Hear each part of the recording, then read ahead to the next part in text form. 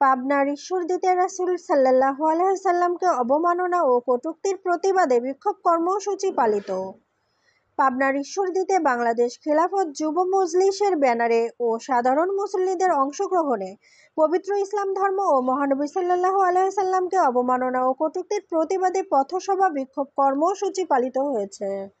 শুক্রবার 27শে সেপ্টেম্বর পবিত্র জুম্মার নামাজের পর বিক্ষোভ মিছিলটি শহরের আমবাগান পুলিশ ফাঁড়ির মাঠ থেকে বের হয়ে শহরে বিভিন্ন স্থান ঘুরে কেন্দ্রীয় বাস টার্মিনাল, রেলগেট এলাকায় এসে মানববন্ধন ও পথসভা কর্মসূচি পালন করা হয়।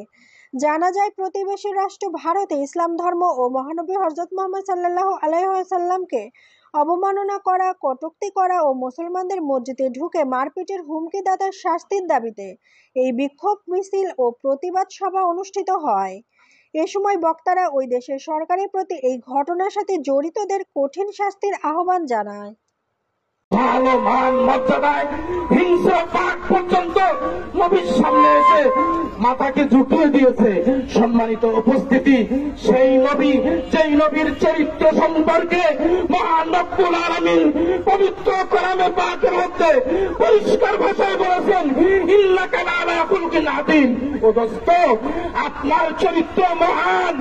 মহান চরিত্র এর অর্থ হলো আপনার যেই চরিত্র, এটা মাপার কোন যন্ত্র আকাশের নিচে জমিনের উপরে নাই নাই নাই।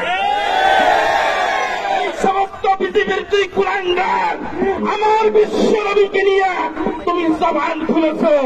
এই মুহূর্তে জুমার মুসল্লিদেরকে নিয়ে আমরা আল্লাহর কাছে ফরিয়াদ জানাই, তোমার এই জবানগুলো আল্লাহ বন্ধ করে দেয়।